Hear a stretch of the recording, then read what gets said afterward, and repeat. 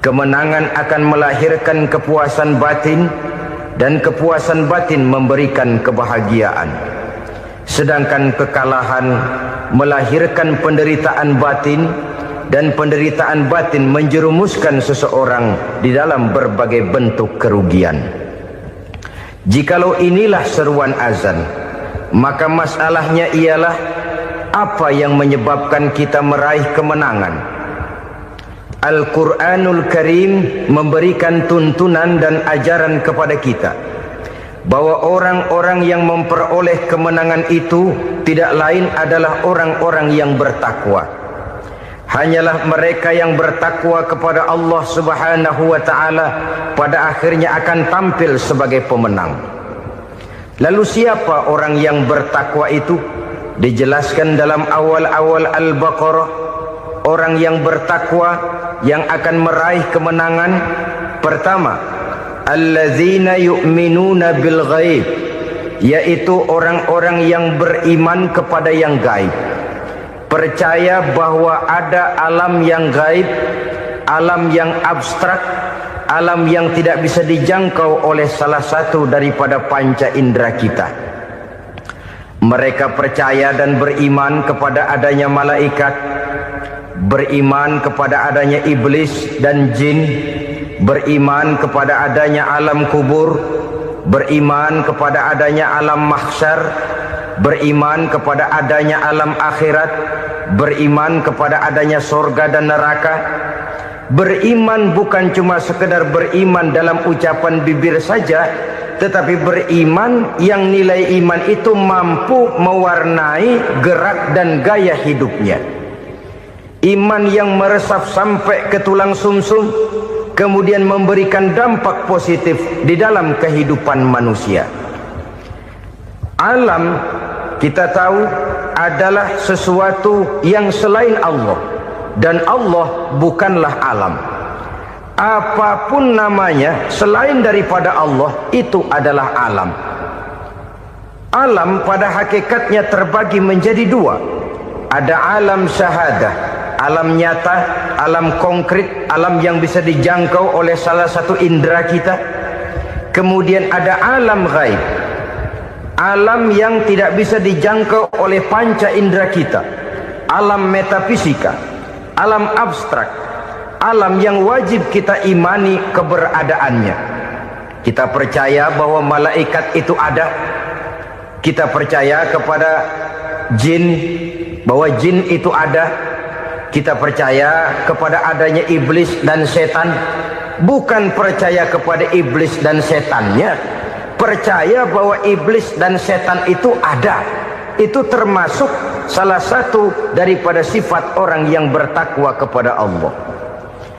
Saudara-saudara kaum muslimin rahimakumullah, kecenderungan pembangunan yang lebih bersifat materialistis biasanya menggeser aspek kehidupan rohani.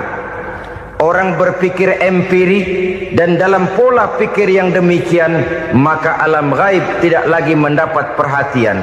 Aspek kehidupan yang bersifat rohaniah malah mulai ditinggalkan. Akibatnya terjadilah kepincangan di dalam kehidupan kita. Pernah ada satu pengalaman pribadi dalam perjalanan kembali ke tanah air.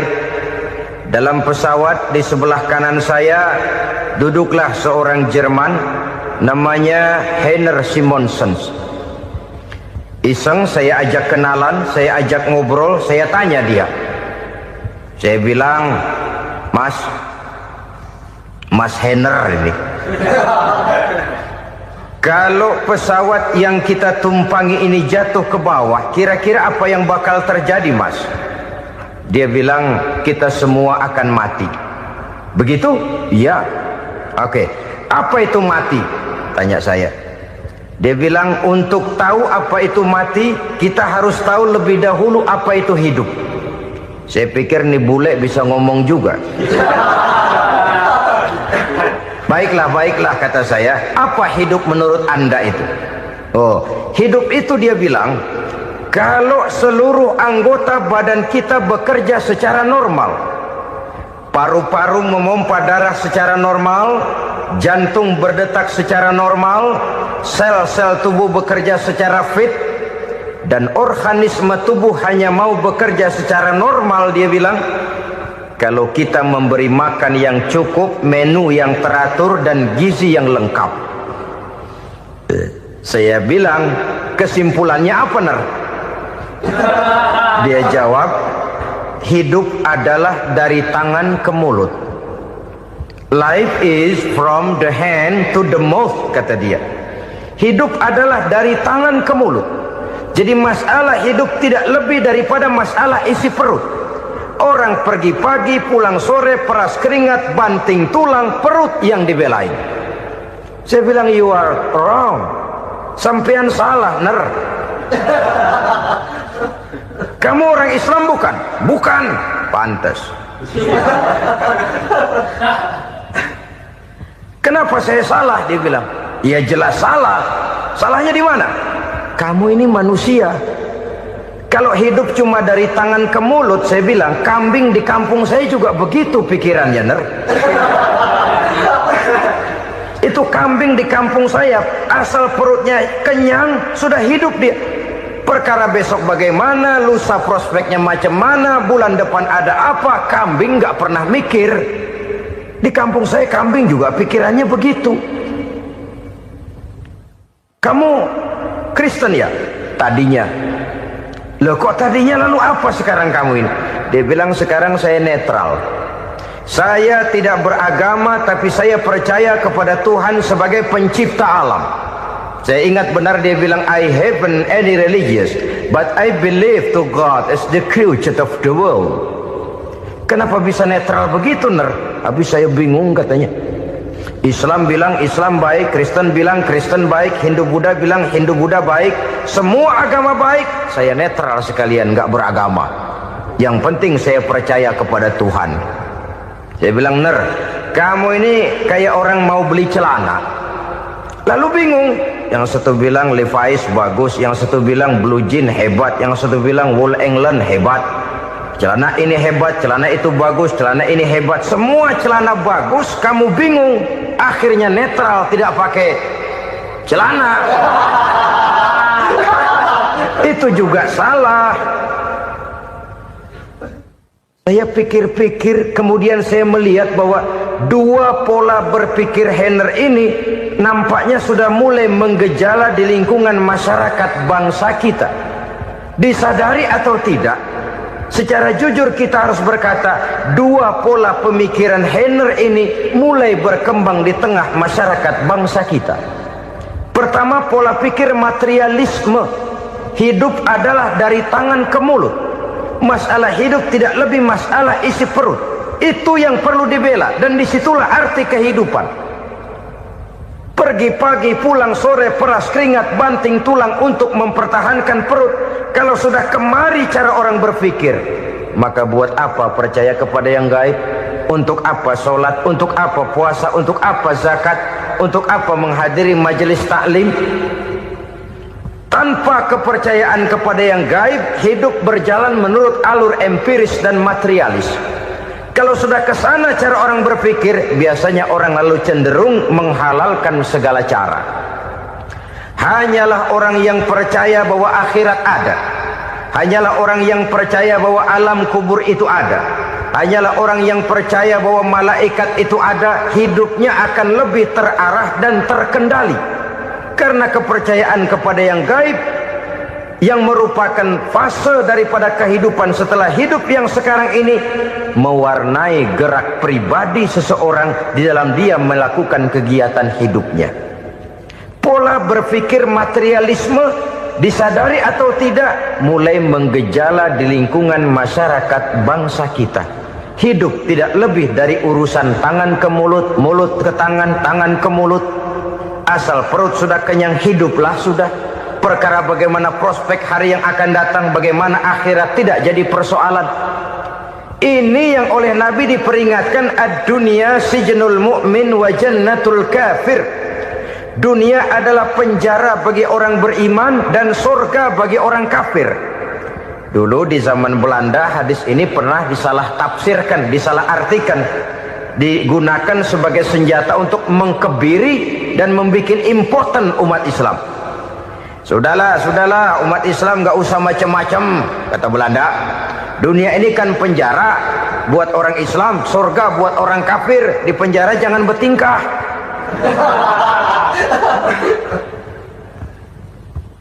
Pengertiannya tidak begitu. Dunia adalah penjara bagi orang mukmin. Artinya dalam kehidupan dunia seorang mukmin tidak bebas memperturutkan hawa nafsunya. Di penjara hawa nafsunya itu. Sebaliknya surga bagi orang-orang kafir. Buat orang kafir surgalah dunia ini. Mereka bebas memperturutkan hawa nafsunya. Dilarang tidak terlarang, dicegah pun tidak tercegah. Mereka hidup menurut alur bisikan nafsu mereka sendiri. Kemudian bila ajal datang, maut merenggut nyawa, selesailah surganya sampai di situ. Maka bagi orang-orang yang tidak percaya kepada adanya akhirat, kepada adanya alam gaib, surganya sebatas umurnya. Sekali lagi, surganya sebatas umurnya.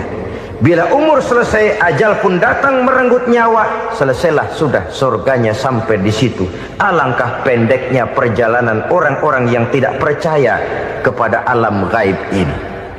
Bagi kita mukmin, jikalau kita mampu memenjarakan hawa nafsu, kita bisa bahagia di dunia ini. Dan Islam memang tidak menyuruh kita sengsara di dunia.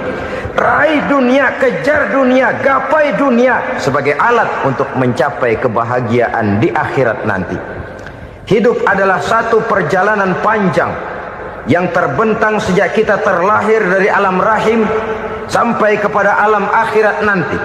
Andai kata kita gagal meraih kebahagiaan di dunia, toh kita masih punya akhirat. Tapi jangan jadi dalil yang melemahkan semangat. Biarin dah kita di dunia kebelangsak, yang penting akhirat. Akhirnya dunia benar-benar kebelangsak. Bagaimana dunia ini bisa kita raih, dan bagaimana meraih dunia untuk menunjang kepentingan akhirat nanti. Yang kedua, dari pikiran Heiner yang saya lihat menggejala di lingkungan masyarakat bangsa kita, timbulnya manusia-manusia netral.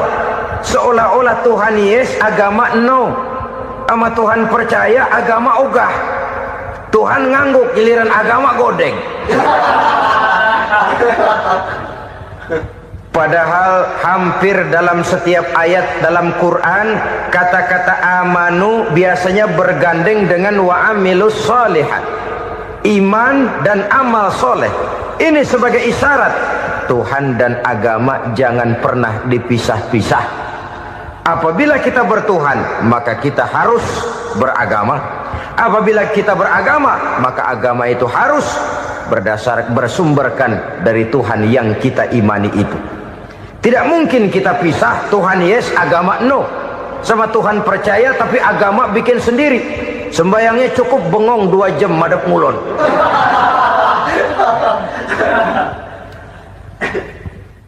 Saudara-saudara kaum muslimin rahimakumullah.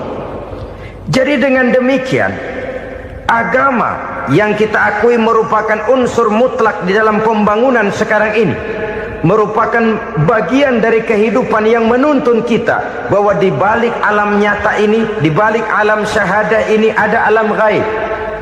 Dan mudabbir, murabbi, yang mengatur, yang menguasai, yang memelihara baik dia alam nyata, baik dia alam gaib, tidak lain adalah Allah Subhanahu wa ta'ala. Di sana ada satu super power, satu maha kekuatan yang kita perlu bersandar kepadanya. Sebagai makhluk nyata yang hidup di alam nyata, berbuatlah secara nyata sebagaimana harusnya kita berbuat. Karena Islam jelas bukan agamanya orang pemalas. Islam jelas bukan agamanya orang yang mengajarkan setelah selesai sholat boleh duduk, nggelenggem ayam-ayam, ndelohom, menghitung bintang di langit sambil menunggu keajaiban. Tidak. Islam adalah agama yang mengajarkan apabila sholat sudah selesai kamu kerjakan, bertebaranlah di permukaan bumi, cari karunia Tuhanmu. Jangan hidup berpangku tangan menunggu keajaiban. Karena hidup bukan undian. Jangan berharap untung besar tanpa mau peras keringat. Tapi di sebalik itu toh kita juga harus yakin bahwa di sisi usaha nyata yang kita lakukan ada satu super power, satu maha kekuatan gaib yang menentukan berhasil dan tidaknya usaha kita. Kepercayaan kepada hal semacam inilah yang mendorong kita untuk mempunyai sandaran vertikal, agar jikalau usaha ini berhasil, kita tidak lupa diri dan lupa daratan. Jikalau usaha ini gagal, kita tidak putus asa dan buruk sangka, tidak cupik pandangan dan sempit hati, tapi mampu melihat persoalan dengan kacamata putih sambil husnuzon kepada Allah subhanahu wa ta'ala. Kita percaya malaikat itu ada yang namanya raqib dan atid, mengawasi gerak hidup kita sampai kepada gerak hati kita. Ini memberikan sugesti agar kita berhati-hati, tidak sejengkal tanah pun kita bisa berlindung dari pengawasan raqib dan atid. Ada munkar nakir yang akan menyoal kita di alam kubur. Ada malaikat Malik, penjaga neraka. Ada malaikat Ridwan yang menjaga surga. Kita percaya kepada adanya jin, kita percaya kepada adanya setan, iblis. Percaya kepada adanya, bukan mempercayai si setan, si iblis lalu menjadikannya sebagai teman. Tidak. Percaya bahwa mereka itu ada dan merupakan makhluk Allah yang gaib yang diciptakan Allah Azza wa Jalla. Kepercayaan kepada alam gaib memberikan motivasi terhadap gerak lahir manusia, sehingga dengan motivasi kepercayaan kepada yang gaib, gerak lahir jadi lebih terarah, jadi lebih terpelihara.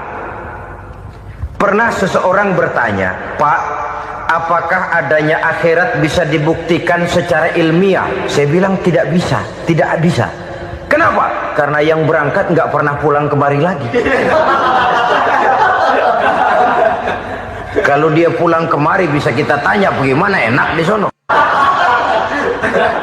Cuma secara moral saya katakan, lebih beruntung orang yang percaya kepada akhirat daripada yang tidak.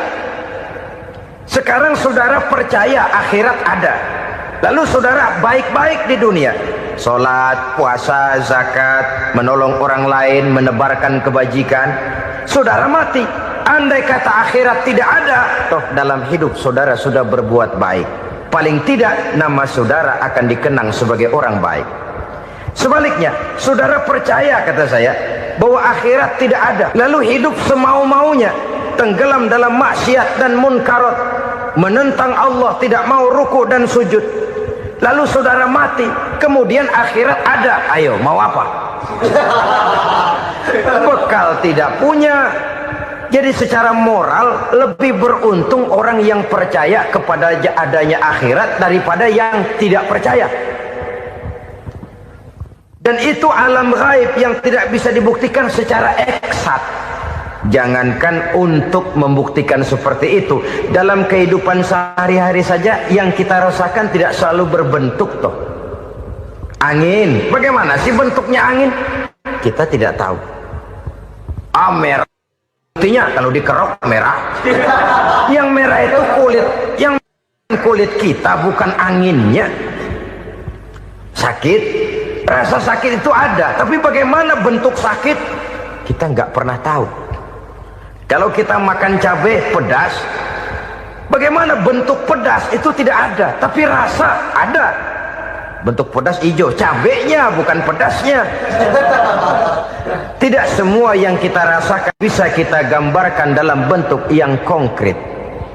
Oleh karena itu, sekali lagi bahwa kepercayaan kepada alam yang gaib mampu memberikan satu sugesti yang menata kehidupan seseorang lebih lurus, lebih terarah, dan lebih terkendali. Maka wajar kalau kepercayaan kepada yang gaib mengantarkan seseorang untuk meraih kemenangan. Kenapa? Dia percaya kepada yang gaib, bahwa akhirat ada, bahwa alam kubur ada, bahwa pertanggungan jawab itu ada. Maka dia lalu tidak hidup saenae udele dewe, itu loh. Tidak hidup menurut seleranya sendiri, terarah, teratur. Ini cirinya yang pertama, orang bertakwa yang akan meraih kemenangan, mereka beriman, mereka percaya kepada yang gaib. Bahkan hal-hal konkret saja selalu berangkat dari yang gaib. Saudara-saudara, para remaja, para pemuda sekarang ini tidak pernah tahu toh siapa yang akan jadi teman hidup saudara. Kita bisa saja ngerancang, mentargetkan, tapi toh akhirnya yang namanya jodoh bukan kekuasaan kita. Rezeki di luar kemampuan kita. Begitu juga ajal, maut, jodoh, ajal adalah contoh-contoh konkret bahwa pada akhirnya yang gaiblah yang menentukan. Bertahun-tahun ngelancong, emang jodoh seret nggak jadi.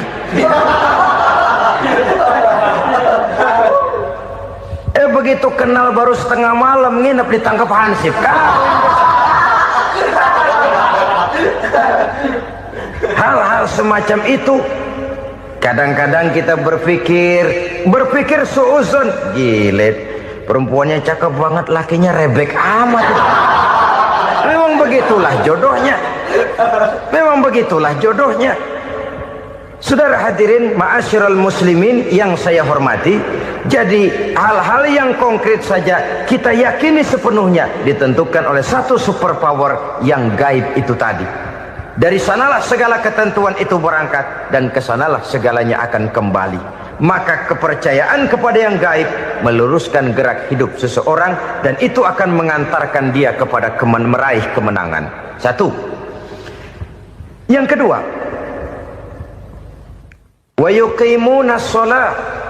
Orang bertakwa yang akan meraih kemenangan itu adalah orang-orang yang mendirikan sholat.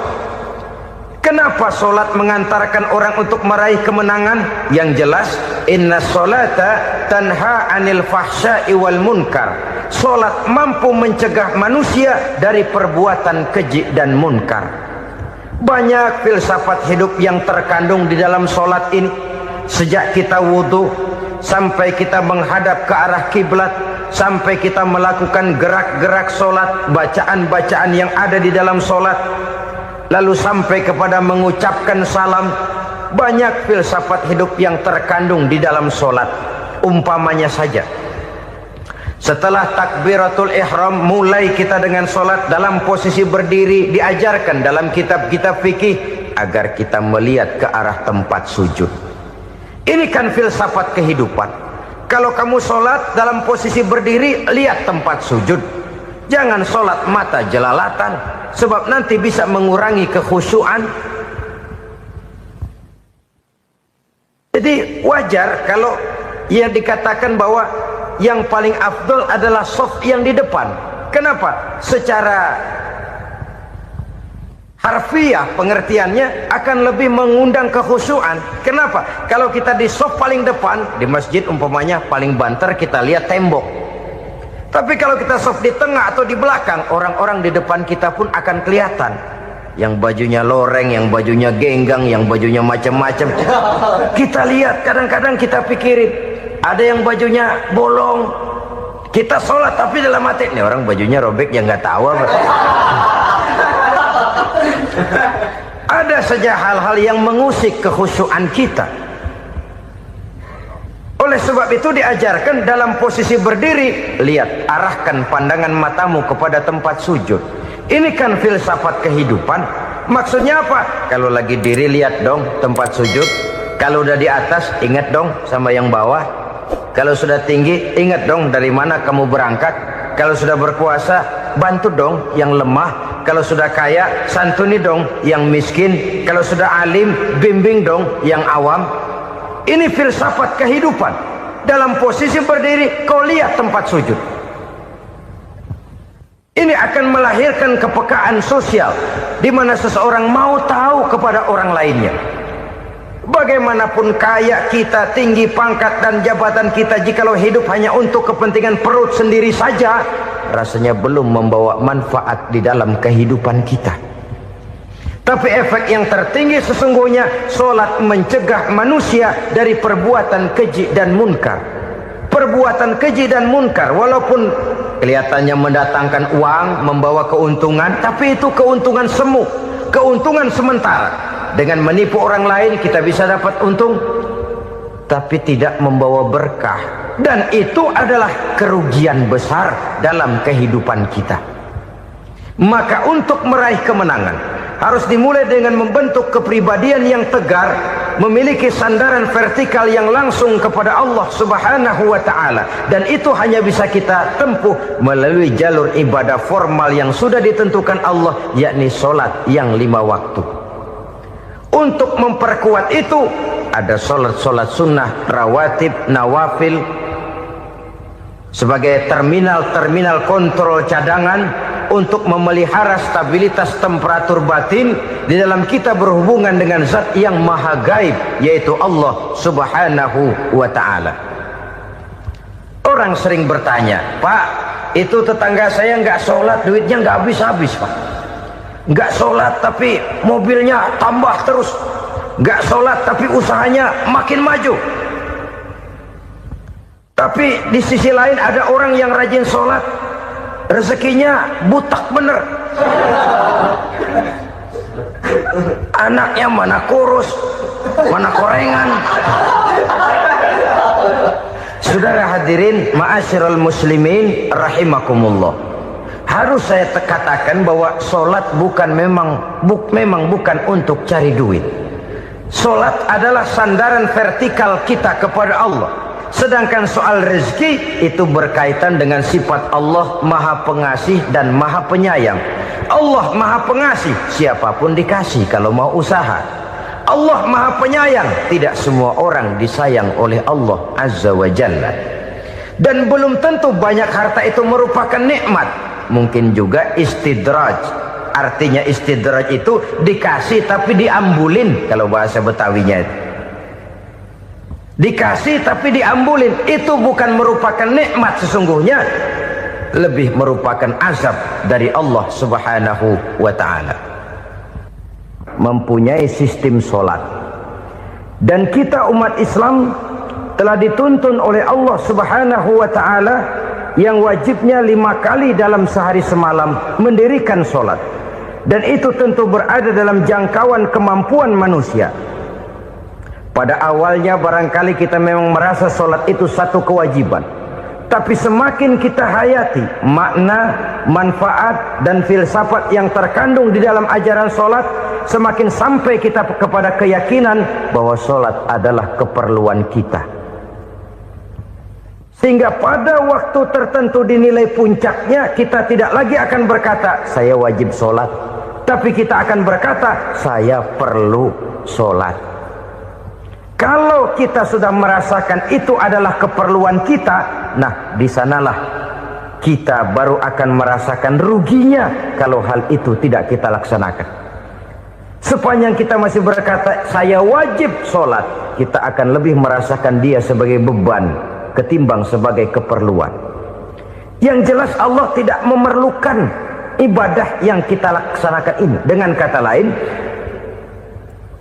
andai kata satu dunia penuh ini orang tidak ada yang sholat satu pun, Allah tidak akan turun dari jabatan Tuhan. Jangan lalu berpikir kalau kita ngambek se-RW kagak sembahyang Tuhan tekor kali ini ya. Tentu tidak, itu perlunya kita, bukan perlunya Allah. Dan pada induknya kita akan berkata saya perlu agama. Kalau secara induk kita sudah memerlukan agama, maka konsep-konsep yang ada di dalam ajaran agama itu pun adalah juga merupakan keperluan kita. Baik dia bernama sholat, baik dia bernama puasa, baik dia bernama zakat, baik dia bernama haji, seluruhnya adalah keperluan kita. Dan sesuatu yang kita perlukan apabila tidak kita laksanakan akan melahirkan kerugian di dalam kehidupan. Jangan heran kalau kita membaca riwayat perjalanan hidup para salafus soleh, orang-orang soleh. Ada yang tahajud sampai 100 rakaat, ada yang sholat malam kakinya sampai bengkak. Kita sekalinya bengkak biri-biri. Ada yang sholat membaca surah dalam Al-Quran sampai khotam Quran. Kok mau? Mereka sudah merasakan itu keperluan. Itu saja soalnya. Suatu saat pun jikalau kita merasa bahwa itu keperluan saya, kita pun akan melaksanakan seperti itu. Keperluan saya dalam kehidupan. Inilah yang kedua. Yang ketiga, orang bertakwa yang akan meraih kemenangan itu, wa mimma razaqnahum yunfikun. Mereka membelanjakan sebagian daripada rezeki yang diberikan Allah kepada mereka. Mereka infakkan di jalan Allah. Ada satu dialog menarik. Satu hari seorang anak muda bertemu dengan seorang kakek-kakek yang sudah dikenalnya baik. Bertanyalah anak muda ini, "Kek, umur kakek berapa tahun?" 15 tahun, kata si kakek. "Anak kakek berapa orang?" 1. "Harta kakek berapa banyak?" 15 juta. Si anak muda ini bengong, lalu protes, "Kok kakek bohongin saya?" "Kenapa?" "Saya tahu umur kakek 70 tahun. Kenapa ngaku 15? Saya tahu anak kakek 5. Kenapa bilang 1? Saya tahu kakek miliuner, miliaran uang kakek. Kenapa ngaku cuma 15 juta? Begini, kata si kakek tadi. Benar, umur saya 70 tahun. Tapi dari umur yang 70 tahun itu baru 15 tahun terakhir ini saya merasakan ibadah kepada Allah. Meninggalkan maksiat, jauh dari segala macam munkarat. Maka yang 15 tahun inilah yang benar-benar saya rasakan sebagai umur saya. Benar anak saya 5, tapi yang 4 susah diatur. Cuman 1 rasanya nih yang bakal jadi si buah hati belahan jantung pelanjut cerita penerus sejarah. Cuma 1 ini yang saya harapkan, yang akan jadi anak soleh, yang akan membuat saya menerima pensiunan pahala. Kalau yang 4 apek dah, nggak ada harapan. Yang 1 nyekek botol melulu. Oh begitu, iya. Lalu kenapa kakek bilang harta kakek cuma 15 juta padahal saya tahu kakek uangnya miliaran, depositonya banyak? Ya karena 15 juta itulah yang saya ingat yang pernah saya belanjakan di jalan Allah. Saya merasa itulah harta saya yang sebenarnya. Yang miliaran yang saya simpan di bank kelak kalau satu saat saya mati akan jadi rebutan di antara anak-anak saya. Iya kalau anak saya soleh kayak yang 1 ini. Kalau yang 4 tadi udah tulen dia bakal berantem dah berebut tuh. Jadi 15 juta yang saya belanjakan di jalan Allah inilah yang saya merasakan benar-benar harta saya yang sesungguhnya. Dialog ini patut menjadi bahan renungan kita bersama. Diberikan kita umur 40, 50, 60, 70, 80. Berapa tahun dari umur yang diberikan itu yang jalan mulus, yang kita gunakan untuk melaksanakan ibadah? Banyak harta kita simpan di bank, di lemari, di dompet, di tas. Tapi berapa yang sudah kita depositokan di jalan Allah yang akan menemani kita di hari kita kembali nanti? Maka orang bertakwa yang akan meraih kemenangan, wa mimma razaqnahum yunfikun. Mereka membelanjakan sebagian dari rezeki yang diberikan Allah di jalan Allah subhanahu wa ta'ala. Ma'asyiral muslimin rahimakumullah. Zahirnya memang kita memberikan kepada orang lain, tapi hakikatnya kita menyimpan untuk diri kita sendiri. Kita memberikan kepada yatim piatu 25.000. Zahirnya kita memberikan si yatim, hakikatnya kan kita cuma nyimpan. Saya berikan, titip kepadamu, ini untuk saya di akhirat. Kau boleh belikan baju, kau boleh belikan untukmu makan, kau boleh bayarkan sekolahmu. Ini untuk saya. Hakikatnya kita nyumbang masjid 1 juta, zahirnya kita berikan kepada panitia masjid, tapi hakikatnya kan cuma titip 1 juta ya untuk saya di alam kubur nanti. Silahkan kau boleh belikan semen, ini uang, belikan besi, belikan pasir. Saya cuma sekedar titip untuk kepentingan saya. Hakikatnya kita cuma sekedar menitip. Sebagaimanapun pada hakikatnya, apapun yang kita miliki dalam kehidupan kan cuma sekedar hak guna pakai, bukan hak milik mutlak. Harta kita, rumah kita, kendaraan kita, kebun kita, pabrik kita, hak guna pakai saja. Hak milik mutlak cuma untuk Allah Subhanahu wa ta'ala. Saudara-saudara kaum muslimin rahimakumullah, ini yang ketiga. Kemudian yang keempat, orang-orang bertakwa yang akan meraih kemenangan, allazina yu'minuna bima unzila ilaika, mereka yang beriman, mereka yang percaya kepada apa yang telah diturunkan kepadamu Muhammad, ay Al-Quran, yakni Al-Quranul Karim. Setelah percaya kepada yang gaib, mendirikan solat, kemudian menginfakkan sebagian dari rezeki yang diberikan Allah, mereka juga lalu percaya kepada yang diturunkan terhadap Nabi, yaitu tidak lain Al-Quranul Karim. Sekali lagi di sini, percaya bukan hanya sekedar percaya saja, tetapi percaya lalu menjadikan Al-Quran itu sebagai pedoman hidup. Sebab memang Al-Quran itu adalah GBHM, garis-garis besar haluan muslim. Apa yang harus kita lakukan, apa yang harus tidak kita lakukan, bagaimana mestinya kita bertingkah laku dan berbuat, seluruhnya tercantum di dalam Al-Quranul Karim. Itu sebabnya ketika satu hari Aisyah ditanya bagaimana akhlak Rasul, beliau menjawab, kana Rasulullah sallallahu alaihi wasallam khuluquhul Quran. Akhlak daripada Rasulullah tidak lain adalah Al-Quran. Jawaban simpel ini memberikan gambaran bahwa keseluruhan daripada konsepsi Quran sudah diterjemahkan dalam kehidupan Rasulullah sallallahu alaihi wasallam. Karena kita tahu akhlak adalah keseluruhan dari gerak hidup manusia.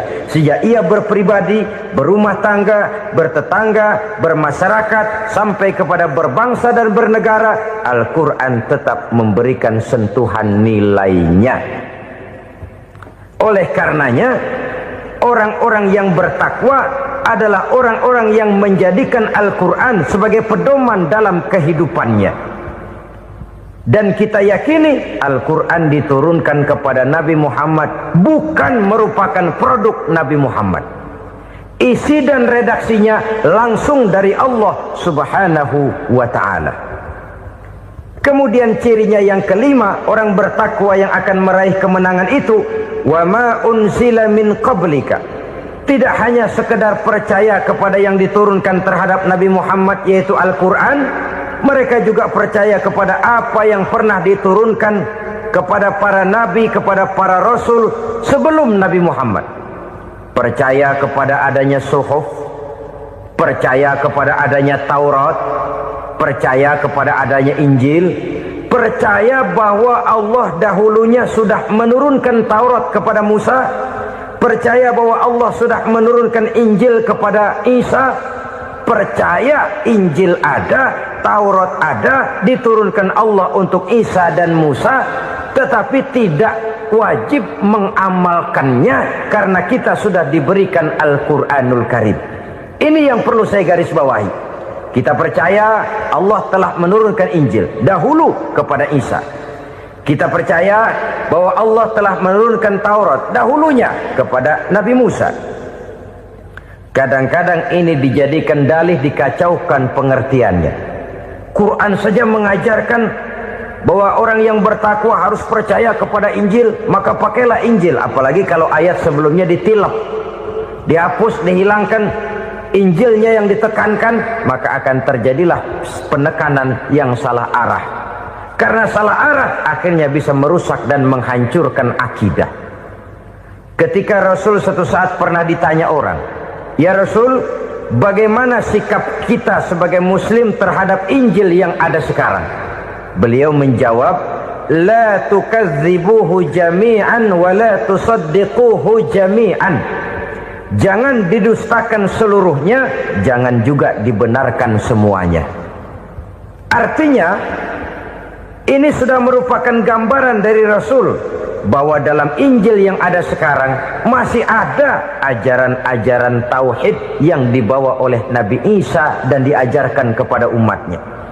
Tapi juga dalam Injil yang sekarang ini sudah terkena intervensi dan investasi manusiawi. Karena itu Rasul menyimpulkan, la tukadzibuhu jami'an wa la tusaddiquhu jami'an. Jangan didustakan semua, jangan dibenarkan seluruhnya. Kita memang percaya Allah telah menurunkan Injil kepada Nabi Isa dulu, tapi kita tidak wajib mengamalkan Injil. Kita percaya Allah telah menurunkan Taurat kepada Nabi Musa, tapi kita tidak wajib mengamalkan kitab ajaran Taurat. Yang wajib kita percayai dan kita amalkan hanyalah Al-Quranul Karim. Kenapa? Oleh karena baik yang ada di dalam Taurat, baik yang ada di dalam Injil, tentu tercakup di dalam Al-Quran sebagai kitab terakhir yang diturunkan oleh Allah Subhanahu wa Ta'ala. Dan itu wajar. Kalau seorang pejabat mau mengeluarkan satu keputusan baru, tentu dia harus meninjau keputusan-keputusan lama. Andai kata dianggap tidak berlaku, dianggap tidak relevan lagi, maka keputusan-keputusan lama itu tentu sudah dianggap tidak berlaku. Sebagian daripada aturan-aturan dalam keputusan lama yang masih dianggap relevan tercantum dalam keputusan baru yang wajib diamalkan. Begitulah hubungannya antara Al-Quran, Taurat, Zabur, dan Injil. 4 kitab samawi yang diturunkan Allah masing-masing kepada Zabur untuk Nabi Daud, Taurat untuk Nabi Musa, dan Injil untuk Nabi Isa alaihi wassalatu wassalam. Ketiga-tiga kitab itu kita percayai adanya. Kita yakini Allah telah menurunkan Zabur, Taurat, dan Injil, tapi kita tidak wajib mengamalkannya. Yang wajib kita mengamalkannya sekarang ini tidak lain hanyalah Al-Quranul Karim saja, karena ia mencakup apa yang ada di dalam Zabur, apa yang ada di dalam Taurat, dan apa yang ada di dalam Injil. Keotentikannya bisa dipertanggungjawabkan. Ya, tapi kan Nabi Muhammad sudah mati 14 abad yang lalu, dan di zaman beliau Al-Quran kan belum dikodifikasikan, belum ditulis. Bagaimana keotentikannya bisa dipertanggungjawabkan? Mudah saja. Allah berjanji, inna nahnu nazzalna dzikra wa inna lahu lahafizun. Kami yang menurunkan Al-Quran dan kami yang akan menjaga dan memeliharanya. Allah turunkan Quran, Allah menjaganya. Bagaimana cara Allah menjaga Al-Quran itu? Banyaknya orang-orang yang hafaz Al-Quran. Hafaz Al-Quran 30 juz, 114 surah, 6.666 ayat. Sehingga jangankan satu kata, jangankan satu ayat, satu kalimat saja berubah, sudah akan timbul reaksi dan mudah dimengerti. Kenapa? Banyak orang-orang yang hafaz Al-Quran. Sedangkan pada setiap akhir tahun biasanya malaikat Jibril selalu mengadakan checking terhadap ayat-ayat yang diturunkan pada waktu itu. Di zaman Nabi sendiri sudah ada usaha kodifikasi. Dan yang lebih luar biasa lagi, sampai hari ini tidak seorang pun mampu membuat satu ayat saja semacam Al-Quran. Ke bahasa manapun dia diterjemahkan, naskah aslinya tetap ikut, rujukan dasarnya tetap ada.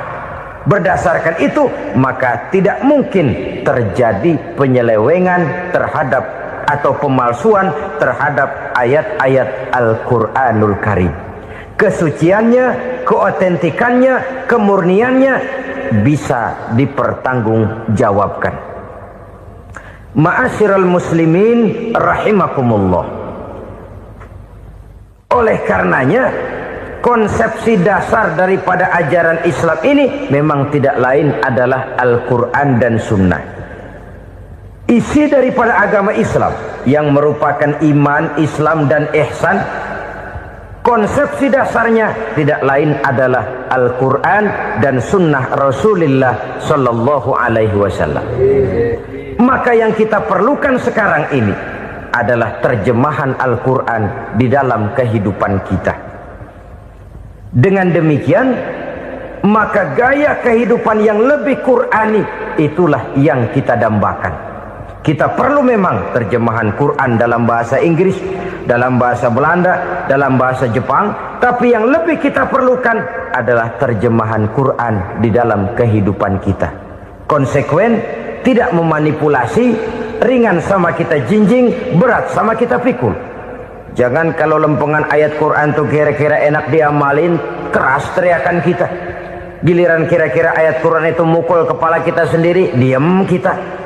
Itu ciri yang pernah disindir Allah dalam awal-awal Baqarah juga itu. Ciri beragamanya orang yang munafik. Kullama adha'a lahum masyawfi, kata Allah.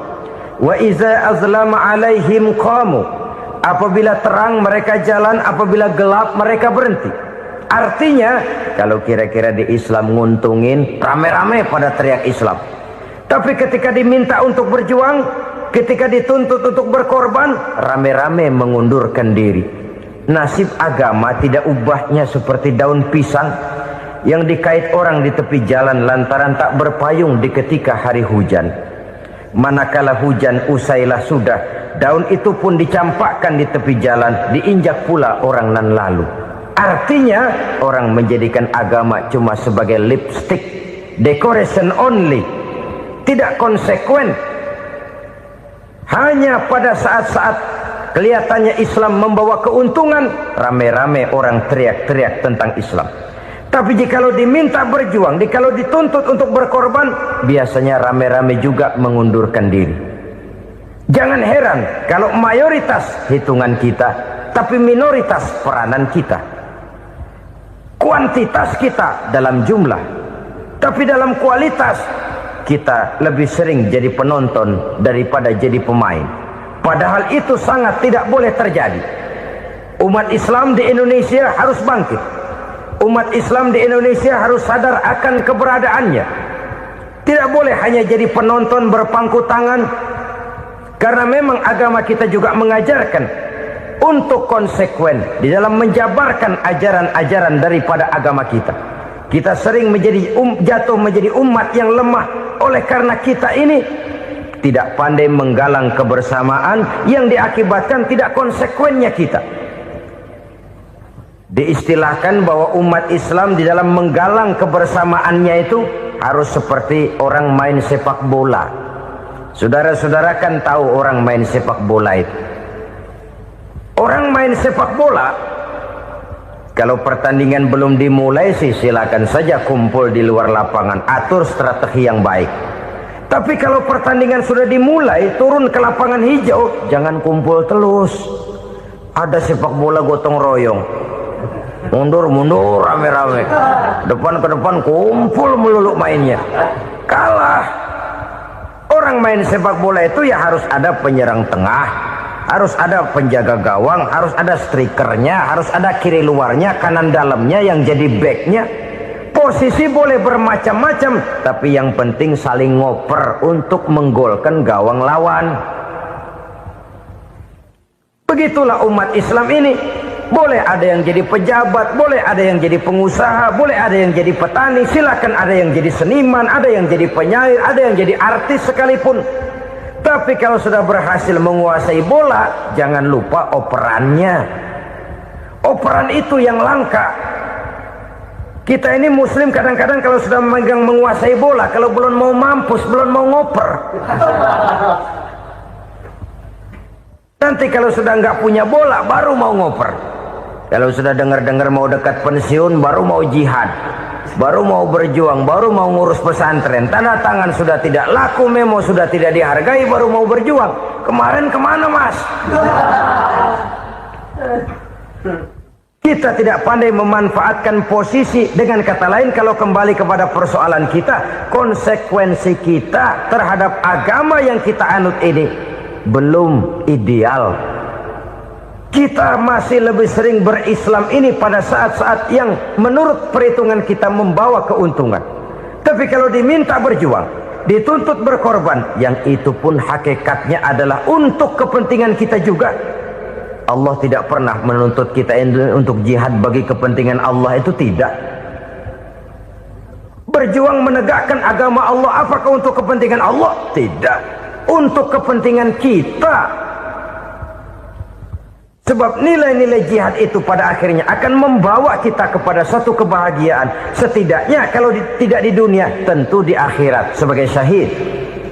Oleh karena itu, pada bagian akhir ini saya ingin mengajak, marilah kita konsekuen. Sekali kita berkitabkan Al-Quranul Karim, mari dia kita jadikan pedoman. Jangan cuma kita jadikan sebagai penghias dinding, pelengkap rumah, bahwa di rumah kita ada Al-Quran, tapi yang baca kecoa. Habis pada bolong tuh Quran.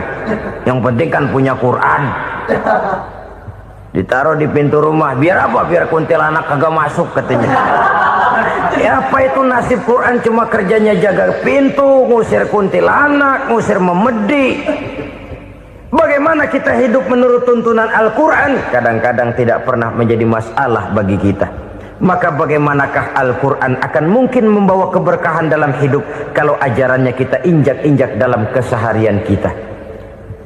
Mewujudkan gaya hidup yang lebih Qurani, itulah yang akan kita rintis di dalam kehidupan kita. Bertahap, step by step, menurut kemampuan yang ada pada kita. Jika jalan ini tidak bisa kita selesaikan, percayalah akan ada generasi penerus yang akan melanjutkan usaha dan cita-cita mulia itu. Jadi percaya kepada Taurat, percaya kepada Injil, sekadar percaya Allah dahulunya sudah menurunkan itu, tapi kita tidak wajib mengamalkannya. Kenapa? Generasi Injil masa berlakunya sudah kedaluarsa. Taurat masa berlakunya sudah kedaluarsa. Injil pernah berlaku untuk orang Nasrani di zaman Nabi Isa. Taurat pernah berlaku untuk orang Yahudi di zaman Nabi Musa. Setelah generasinya berlalu, datang Rasul penutup yang membawa Al-Quranul Karim. Maka Al-Quran itulah yang berlaku menjadi pedoman sampai hari akhir nanti. Jangan jauh dari Al-Quran, karena apabila ini kita lakukan, maka kita akan kembali kepada satu gaya hidup yang jauh dari tuntunan agama, dan itu artinya kita akan semakin jauh untuk meraih kemenangan. Saudara-saudara kaum muslimin rahimakumullah. Yang keenam, yang terakhir, orang-orang bertakwa yang akan meraih kemenangan itu wabil akhirati hum yuqinun. Mereka percaya, mereka yakin seyakin-yakinnya akan adanya hari akhir, di mana seseorang akan mempertanggungjawabkan seluruh perbuatannya di dalam hidup ini. Dan tidak ada satu perbuatan yang bagaimana kecilnya sekalipun, yang tersembunyi dalam pandangan manusia, yang tidak akan dibukakan persoalannya di mahkamah Qadi Rabbul Jalil di akhirat nanti. Itulah sebabnya maka percaya kepada akhirat disebut secara khusus. Padahal di awal tadi sudah dijelaskan yu'minuna bil ghaib, percaya kepada alam gaib, dan alam gaib ini termasuk akhirat. Kenapa pada bagian akhir disebut lagi akhirat? Karena ternyata bahwa kepercayaan kepada adanya akhirat merupakan induk dari kepercayaan terhadap adanya malaikat, setan, jin dan lain sebagainya, dan akan lebih memberikan sugesti dalam kehidupan manusia untuk meluruskan gerak hidupnya. Jikalau satu saat tergerak hati akan berbuat kejahatan, ingin mencuri, sadarlah, awas ada akhirat. Sebab kalau kita cuma teriak awas ada polisi, itu cuma tertunda sementara. Begitu polisi meleng, embat. Kalau kita ingin berbuat jahat cuma berteriak awas ada hansip, cuma sementara ketika hansip itu ada. Tapi kalau ceritanya awas ada akhirat, mau menyeleweng, awas ada akhirat. Saudara kaum muslimin rahimakumullah, harta adalah amanat dan akan kita pertanggungjawabkan. Allah melebihkan rizki sebagian kita dari yang lain agar kita saling tolong menolong. Bantu membantu. Nabi janjikan, siapa yang meringankan beban saudaranya muslim di dunia, Allah akan meringankan bebannya di akhirat nanti. Sebuah jaminan dari baginda Nabi. Si orang yang kita bantu barangkali tidak bisa membalas, Allah yang akan membalas lewat jalan lain yang tidak pernah kita sangka-sangka. Selalu berusaha menyimpan sesuatu yang bisa membawa manfaat, baik untuk dirinya, untuk anak cucunya, maupun untuk keluarganya, untuk masa kini dan masa depannya. Kadang simpanan itu berbentuk uang, kadang berupa tanah, lain saat berbentuk pabrik, dan lain sebagainya. Sementara masa depan yang paling pasti adalah akhirat. Jika untuk masa depan dunia kita rela memeras keringat, membanting tulang, pergi pagi dan pulang petang, menyimpan uang, menyimpan tanah, menyimpan pabrik, pernahkah kita merenung jika satu saat kiamat datang, kita dibangkitkan dari kubur masing-masing, berdiri di padang mahsyar untuk mempertanggungjawabkan seluruh kegiatan hidup kita di dunia ini, lalu kita akan menuju ke alam akhirat. Sudahkah kita mempunyai simpanan untuk akhirat kita? Pada pertemuan kali ini saya ingin menyampaikan sebuah hadis di mana Rasulullah sallallahu alaihi wasallam bersabda, arba'un min kanzil jannah. Simpanan sorga ada 4 macam. Yang pertama, ikhfa'us sadaqah, menyembunyikan sedekah. Saudara-saudara kaum muslimin, sebagaimana yang kita maklum bahwa Allah Subhanahu wa taala melebihkan sebagian rezeki dari kita terhadap yang lain. Ada yang kaya, ada yang setengah kaya, ada yang miskin, ada yang setengah miskin, dan selanjutnya. Ada yang gajinya kecil tapi penghasilannya gede. Ada yang penghasilannya gede tapi nggak punya gaji. Ada juga yang memang gajinya gede dan penghasilannya gede. Kelebihan rezeki merupakan sunnatullah dan tidak harus membuat kita merasa lebih dari yang lain. Bahkan sebaliknya, kelebihan itu harus membuat kita ringan tangan untuk menolong mereka yang memang memerlukan pertolongan. Kalau saudara diberikan ilmu, maka pertanyaan akhirat cuma satu, ilmumu kau amalkan untuk apa? Kalau saudara diberikan umur yang panjang, pengadilan akhirat juga bertanya satu, umurmu kau habiskan di mana? Tapi kalau saudara diberikan harta, pengadilan akhirat akan bertanya dua, hartamu kau dapat dari mana, kau belanjakan kemana? Dari mananya ditanya dan kemananya juga ditanya.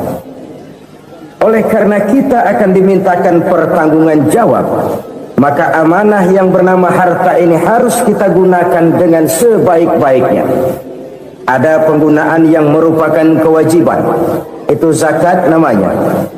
Ada penggunaan yang sewaktu-waktu, itu infak namanya. Ada yang lebih sewaktu-waktu lagi, dan itu sedekah namanya. Zakat dia terikat oleh haul dan nisab, oleh putaran batas waktu dan ukuran dari harta itu sendiri. Sedangkan infak terikat oleh situasi dan kondisi perekonomian seseorang. Sedangkan sedekah tidak terikat dengan apapun. Dalam kondisi seperti apapun kita bisa melakukan sedekah dengan yang terkecil sekalipun. Sampai-sampai Rasulullah sallallahu alaihi wasallam mengajarkan, la tahqiranna minal ma'rufi syai'an walau an talqa akhaka biwajhin talik. Atau ada hadis, tabassumuka fi wajhi akhika laka shadaqah. Senyumanmu kepada temanmu adalah sedekah. Jadi untuk melakukan sedekah tidak harus dalam berbentuk uang. Dengan ilmu kita bisa sedekah, dengan tenaga kita bisa bersedekah, dengan pikiran kita bisa bersedekah, bahkan senyum kepada teman itu pun sedekah. Jadi kalau sedekah dengan uang memang belum punya uang, nyengir aja banyakin. Itu asal pada tempatnya, jangan lalu ketemu tiang listrik cengengesan. Tentu tidak pada tempatnya dan tidak wajar. Nah, sedekah yang paling dicintai Allah adalah sedekah yang disembunyikan. Artinya jauh dari sifat riya. Kan kadang-kadang ada orang sedekah itu disebutkan namanya, apa tidak bagus? Kalau memang niatnya ikhlas, ya bagus-bagus saja. Untuk memberikan sugesti kepada yang lain. Di Fulan bin Fulan nyumbang sekian, diumumkan. Boleh kalau niatnya untuk memberikan rangsangan kepada yang lain supaya dia menyumbang lebih besar dari orang tadi. Tapi kalau itu mendatangkan riya, maka sedekah yang paling dicintai Allah adalah sedekah yang disembunyikan. Tangan kiri saja tidak tahu apa yang diberikan oleh tangan kanan. Sedekah yang dilakukan dengan ikhlas akan merupakan perbendaharaan surga, tersembunyi dari pandangan orang lain, tidak seorang pun tahu. Karena memang sikap yang baik adalah melupakan kebaikan dan mengingat kesalahan. Itu salah satu ciri orang bahagia. Orang yang selalu mengingat kesalahannya dan berusaha melupakan segala kebaikannya. Kalau dia akan berada kebaikan, dia tidak bisa ikut, dia merasa rugi karena dia merasa belum pernah berbuat baik. Tapi kalau akan melakukan kesalahan baru, dia ingat kesalahan yang sudah-sudah, sehingga terhalang baginya untuk melakukan satu kesalahan baru. Demikianlah saudara-saudara, bahwa Allah melebihkan rezeki sebagian kita dari yang lain agar terjadi tolong-menolong dalam kehidupan ini. Jadi kesenjangan yang nature, kesenjangan yang alami, itu sunnatullah. Ada yang kaya, ada yang miskin, ada yang kelas menengah. Nah, kenapa lalu sekarang kita berusaha mengentaskan kemiskinan? Oleh karena adanya kesenjangan struktural. Kalau yang kaya bisa semakin kaya, kenapa yang miskin tidak bisa naik jadi ikut sedikit kaya? Sebab pada dasarnya Islam adalah agama yang sejak turunnya sudah berupaya memerangi kemiskinan. Bahkan dikatakan kemiskinan itu mendekatkan kepada kekufuran. Orang kalau miskin udah dekat banget sama kafir. Gampang menjadi kafir. Berapa banyak saudara-saudara kita yang oleh karena soal perut, oleh karena soal materi, terpaksa meninggalkan dan menanggalkan akidahnya, menjual petunjuk yang diberikan Allah dengan hak kesenangan dunia yang cuma sebentar ini. Na'udzubillah summa na'udzubillah. Jadi makin kita sembunyikan satu sedekah, semakin banyak perbendaharaan kita di surga. Sedekah yang paling dicintai Allah adalah sedekah yang disembunyikan. Malahan ada seorang sufi, dia punya kebiasaan kalau pergi sholat Jumat dia bawa uang, itu uang dia taruh di bawah tikar masjid. Dia niat sedekah kepada siapa saja yang nemuin itu duit. Maksudnya apa? Supaya yang nemuin nggak tahu siapa yang punya duit. Demikian dia saking ingin menyembunyikan sedekahnya. Karena sifat riya itu bisa memakan amal kita sendiri. Riya itu termasuk menyebut-nyebut kebaikan kita. Orang yang suka nepuk dada, sedikit-sedikit ngitungnya kalau nggak gua. Tuh kalau nggak gua tuh yang belas itu kalau nggak gua. Iya kalau nggak lu kenapa emang? Orang yang suka menepuk jasad, tuh biasanya memang begitu saudara-saudara. Kalau perang lagi berkecamuk, orang nggak sempat ngaku jadi pahlawan. Tapi begitu perang selesai, yang kagak kenal bedil ngaku pahlawan, mas.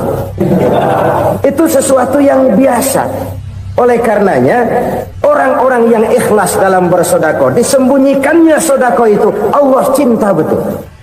Malahan ada hadis memberikan jaminan, inna sadaqatal mar'il muslimi tazidu fil umri wa tadfa'u mitatas su'i. Sesungguhnya sedekahnya seorang mukmin tazidu fil umri, bisa menambah umur panjang. Wa tadfa'u mitatas su'i, dan menyelamatkan manusia dari mati secara su'ul khatimah. Jadi siapa yang kepengen panjang umur, banyaklah sedekah. Yang bosan hidup, pelit terus. Sedekah menambah panjang umur dan menyelamatkan manusia dari mati secara su'ul khatimah.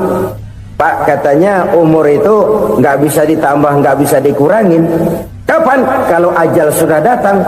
Fa idza jaa ajaluhum la yastakhiruna sa'atan wa la yastaqdimun. Kalau ajal datang tidak bisa dimajukan, tidak bisa dimundurkan. Itu kalau ajal sudah datang. Tidak bisa lagi umur ditambah dikurangi, sudah datang. Tapi kalau belum datang, itu kan haknya Allah.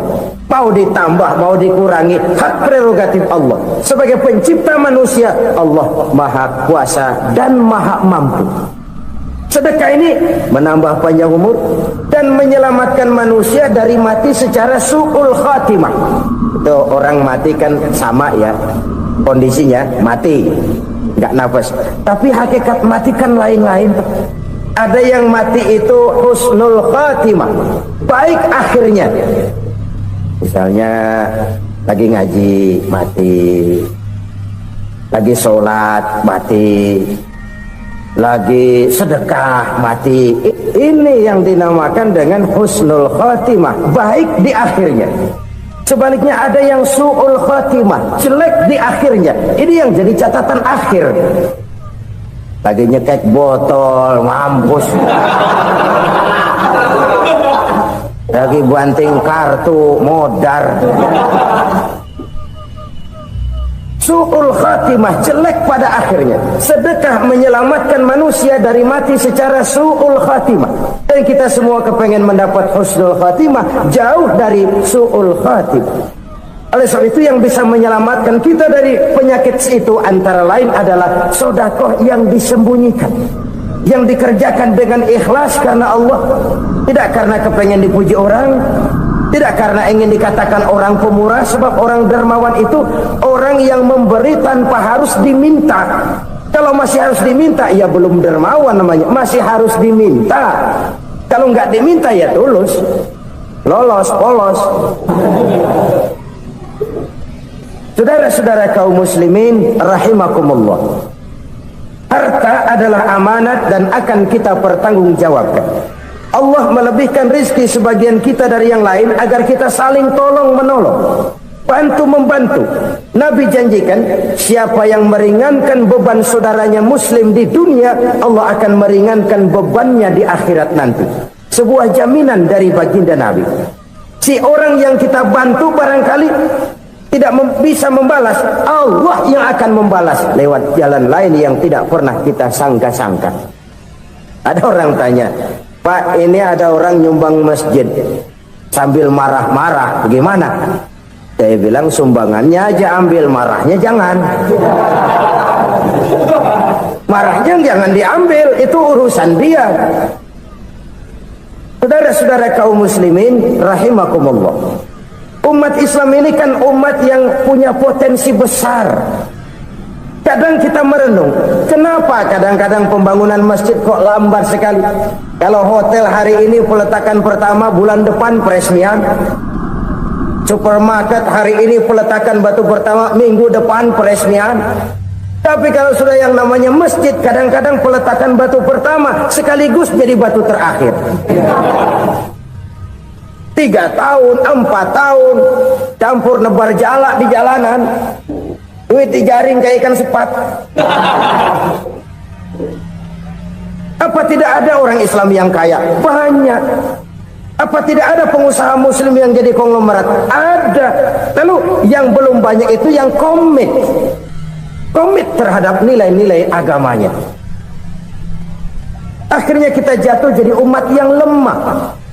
Belum ada pengusaha konglomerat muslim buka pabrik supermi cap beduk misalnya umpamanya atau pabrik kecap cap sorban supaya identitas keislamannya sedikit kelihatan. Kita jatuh jadi umat yang lemah karena potensi tidak terinventarisir dengan baik. Kita ini ibarat kompor yang cuma matengin nasi orang lain. Potensi kita dimanfaatkan oleh orang lain. Ukhuwah Islamiyah kita baru terbatas kepada silaturahmi. Ukhuwah di bidang ekonomi kita lemah, ukhuwah di bidang kebudayaan kita lemah, apalagi ukhuwah di bidang politik kita lebih rapuh lagi. Padahal ukhuwah itu adalah totalitas kehidupan manusia, menyangkut ipolek sosbud, memerlukan nilai-nilai ukhuwah. Jadi oleh karena itu mari kita menyadari di dalam harta kita, walaupun kita yang cari pergi pagi pulang sore peras keringat banting tulang, di sana ada harta anak yatim, di sana ada hak masjid, di sana ada hak pesantren, di sana ada hak jihad. Berbahagialah seseorang apabila dia oleh Allah dijadikan keran. Keran itu menyimpan air, tapi tidak untuk dirinya, tapi disalurkannya kepada mereka yang memang memerlukannya. Saudara-saudara kaum muslimin rahimakumullah, ini yang pertama. Jadi perbendaharaan surga adalah menyembunyikan sedekah. Orang lain nggak tahu, kita pun nggak pernah ngitung-ngitung.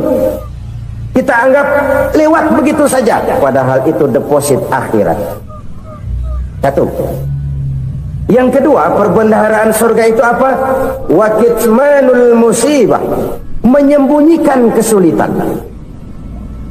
Kadang orang takut menghadapi kesulitan, tapi makin kita merenung, hidup ini kan sebenarnya urusan.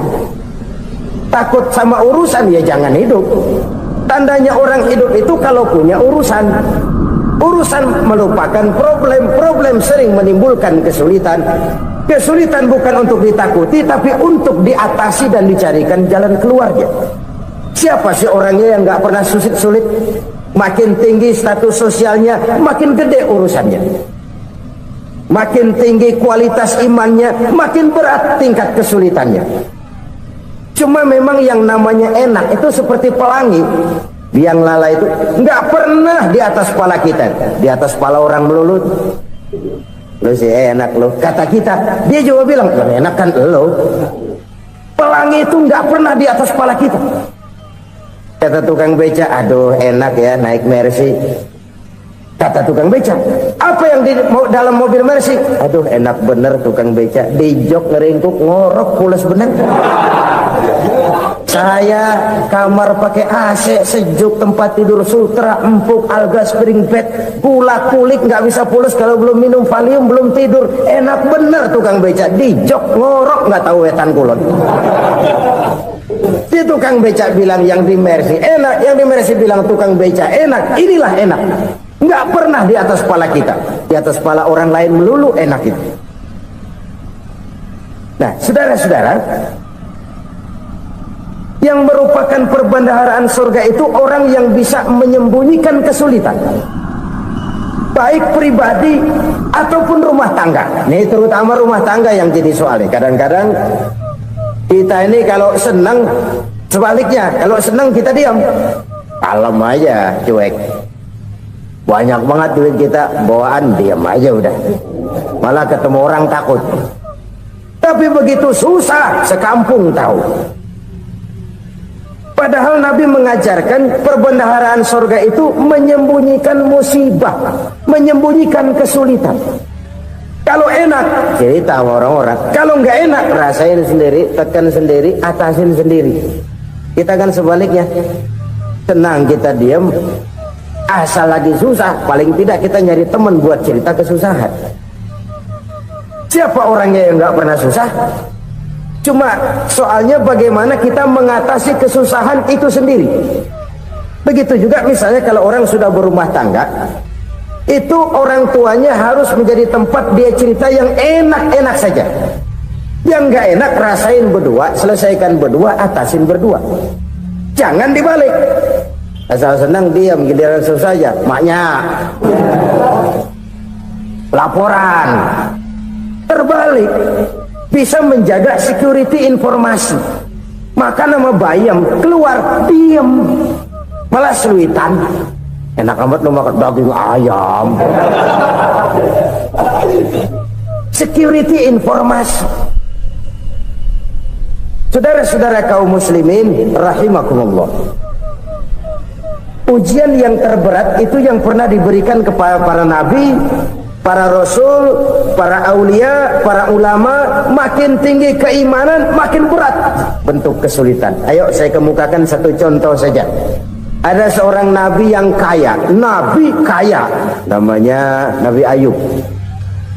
Iblis kalau orang begini kan keki, ibadahnya rajin, kaya. Yang kayak begini susah digodain.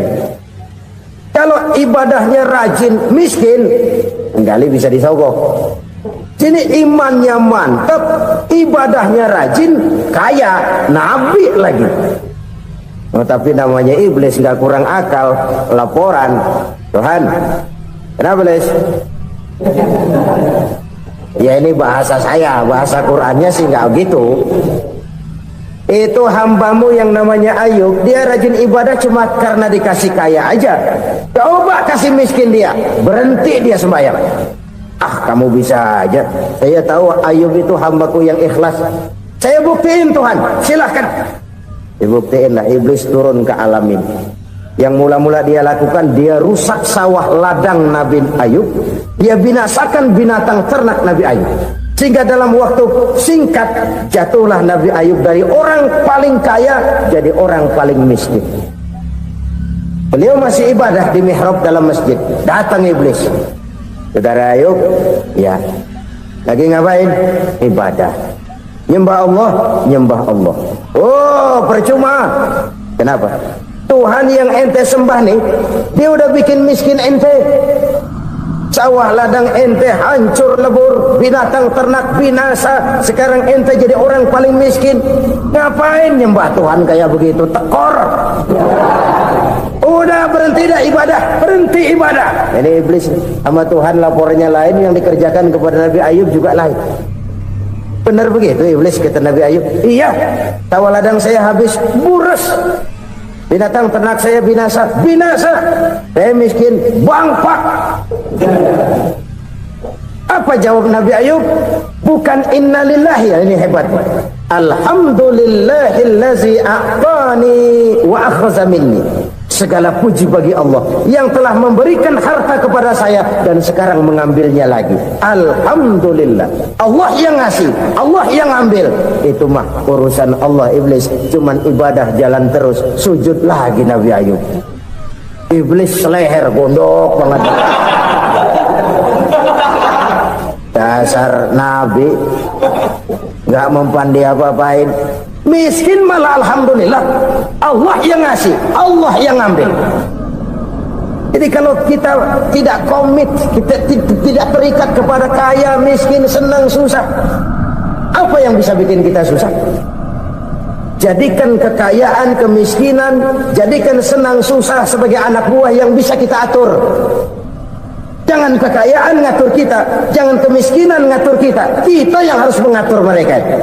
Senang, susah, kaya, miskin, bahagia, sengsara, jadikan itu anak buah yang bisa kita atur. Kalau sekarang kita kaya, lain saat boleh jadi kita miskin, semiskin-miskinnya. Allah yang ngasih, Allah yang ambil. Tenaga mana yang bisa menghalangi? Ibadah jalan terus. Iblis makin gondok. Dasar Nabi loh. Akhirnya apa? Nabi Ayub dikerjain, diberikan penyakit. Demikian fatal penyakitnya itu. Bayangin, udah miskin, sakit. Masya Allah. Miskin, sakit. Sakitnya nggak lama, kira-kira 16 tahun. Istrinya 3, 2 mental minta ceraiin. Ngerawatin laki bengek begini. Senang belum tentu, susah udah pasti nih. Cerai aja, cerai dah. Cerai. Tinggal satu Siti Rahmah yang setia menemani beliau. Sesetia-setianya hati perempuan. Satu saat Siti Rahmah bilang, "Bang, iya, abang kan Nabi bang. Lalu namanya Nabi kan doanya jarang meleset bang. Maksud kamu minta kenapa sih sama Tuhan biar abang sembuh baik dah bang? Siti Rahmah, iya. Saya sakit berapa tahun sih dah? 16 tahun bang. Sebelum ini saya sehat berapa tahun? Ya kira-kira 60 tahun bang. Nah coba ente banding-bandingin Rahmah. Saya dikasih sehat 60 tahun, dikasih sakit 16 tahun. Sudah nggak sabar mau doa kepada Allah minta sembuh. Saya malu kepada Allah. Diuji dengan yang luar biasa seperti ini, tidak mengganggu stabilitas kehambaannya. Dia tetap menghamba kepada Allah Subhanahu wa ta'ala. Saudara-saudara kaum muslimin rahimakumullah, kunci menghadapi kesulitan itu apa? Allah jelaskan dalam satu ayat, wa basyiris sabirin alladzina iza asabathum musibah qalu inna lillahi wa inna ilaihi raji'un. Gembirakan orang-orang yang sabar. Siapa mereka itu? Yang apabila mendapat musibah mereka kembali kepada keyakinan dasar, segalanya dari Allah dan segalanya akan kembali kepada Allah. Ini konsepsi dasar dari sikap muslim dalam menghadapi berbagai kesulitan. Segalanya dari Allah, segalanya akan kembali kepada Allah. Kalau ini sudah kondisi dasarnya, maka kita akan lapang menghadapi kenyataan bagaimanapun pahitnya. Apakah itu namanya miskin, apakah itu namanya sakit, bahkan maut sekalipun. Segalanya dari Allah, segalanya akan kembali kepada Allah. Ini sikap hidup, bukan sekedar ucapan. Kita kadang-kadang menjadikannya sebagai ucapan. Mulutnya sehingga berhenti, innalillahi wa inna ilaihi raji'un, tapi nangisnya terus gerung-gerungan. Bukan itu, ini kesadaran moral. Kalau segalanya dari Allah, segalanya kembali kepada Allah, kan sebenarnya cuma nunggu giliran. Hari ini saya nyembayangin dia, entah hari apa saya disembayangin orang. Hari ini saya antar dia ke kubur, entah hari apa orang nganterin saya ke kubur. Hari ini saya tahlilkan dia, entah nanti kapan orang tahlilkan saya. Segalanya dari Allah, segalanya akan kembali juga kepada Allah. Oleh sebab itu saudara-saudara, kesulitan bukan untuk ditakuti. Kesulitan justru untuk diatasi, dicarikan jalan keluarnya. Dan tidak ada orang yang tidak pernah mendapat kesulitan. Tidak ada. Semakin tinggi status sosial, semakin tinggi kualitas keimanan, semakin besar juga tingkat kesulitan. Hanya saja bagaimana cara kita mengatasinya. Dan Al-Quran menyatakan, inna ma'al usri yusra. Di balik kesulitan itu pasti ada kemudahan. Roda itu berputar. Karena itu Rasulullah sallallahu alaihi wasallam mengingatkan kepada kita, ta'arraf ila Allah fir raha ya'rifka fis shiddah. Ingatlah kepada Allah di waktu kamu senang, supaya Allah ingat kepada kamu di waktu kamu susah. Kalau waktu senang kita ingat kepada Allah, kita susah, Allah tidak akan meninggalkan kita. Tapi kalau waktu senang kita jauh dari Allah, sujud tidak sempat, dengan masjid jauh, ketika senang kita lupakan Allah. Nanti begitu kita susah, Allah lupakan kita. Dan itu menyakitkan. Oleh karena itu orang-orang tua kita dulu bilang, kalau lagi sehat ingat-ingat lu bakal sakit nanti. Kalau lagi kaya ingat-ingat satu saat kita bakal jatuh miskin. Bahkan kalau lagi muda ingat-ingat kita bakal tua. Dan yang terpenting, kalau lagi hidup ingat-ingat kita bakal mati.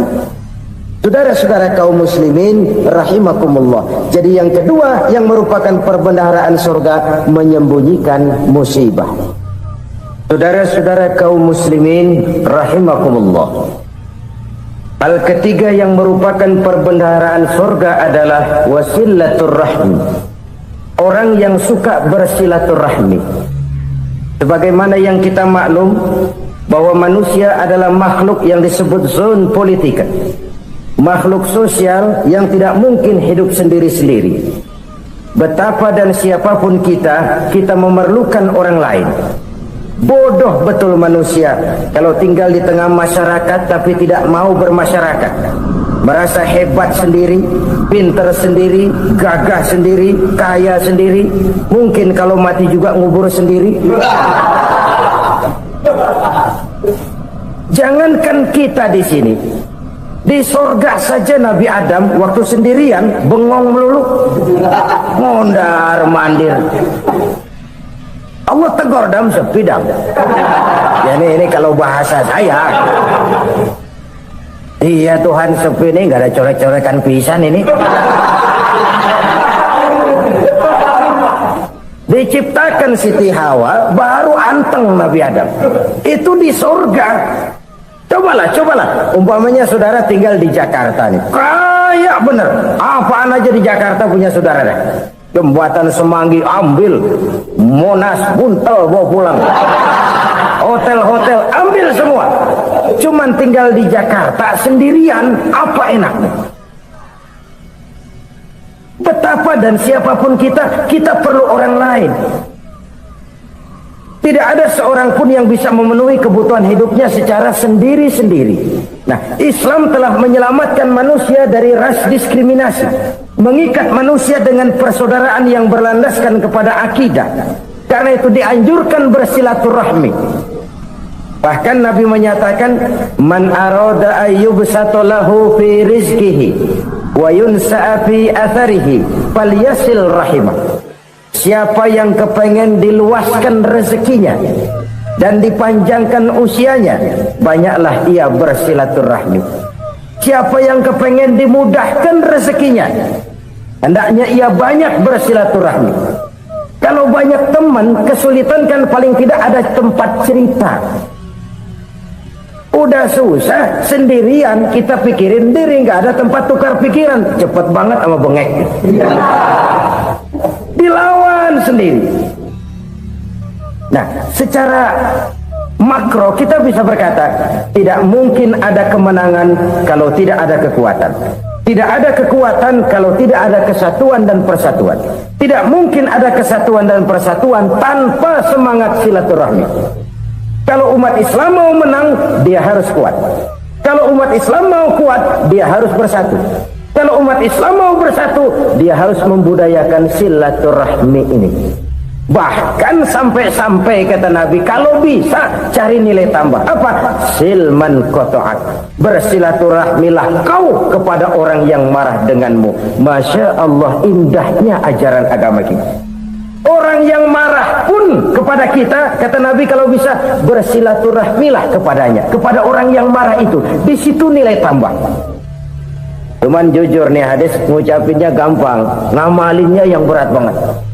Orang marah sama kita disuruh silaturahmi, ada apa malu? Lu marah, ada gua marahan lagi, tunggu pikirin. Saudara-saudara kaum muslimin rahimakumullah. Tapi ini yang diajarkan, bahkan ini yang dicontohkan oleh baginda Rasul. Bagaimana begitu mudah, misalnya satu saat Abu Jahal ini ngatur strategi bagaimana bikin Muhammad celaka. Dia gali lubang di depan tempat tidurnya. Dia tutupin daun korma. Terus dia panggil seseorang, ke sini. Kasih tahu Muhammad, pamannya sakit keras, minta ditengokin. Berangkat orang ini ke sana. Muhammad, labbaik. Pamanmu sakit keras, dia minta ditengokin. Baik, saya akan datang menjenguk beliau. Berangkatlah Nabi ke rumah Abu Jahal tanpa prasangka apapun. Abu Jahal udah pasang setil, selimut 3 rangkap setengah dipakai, persis kayak orang meriang. Tapi sembari ngintip dari balik selimut, begitu Muhammad buka pintu, nah masuk perangkap nih. Muhammad jalan menuju tempat pembaringan. Makin lama makin dekat, makin lama makin dekat, makin dekat ke lubang yang dipasang oleh Abu Jahal itu. Dalam hati Abu Jahal, terus dah jatuh, mampus dah lo ini. Mampus lo hari ini. Apa yang terjadi? Malaikat Jibril datang. Muhammad, pamanmu cuma pura-pura sakit. Di depan tempat tidurnya ada lubang perangkap supaya kamu jatuh ke situ. Sudah, kamu pulang. Balik kanan Nabi. Sudah hampir jatuh ke lubang, balik kanan, pulang. Bayangin kecewanya Abu Jahal. Muhammad dikit lagi, Muhammad dikit lagi. Enggak, paman, saya pulang aja. Emosi, bangun dari tempat tidur, enggak sadar kalau lagi pura-pura sakit. Lompat ngejar Nabi, dia lupa dengan lubang yang dia gali. Pusrak, nyemplung sendiri ke dalam lubang.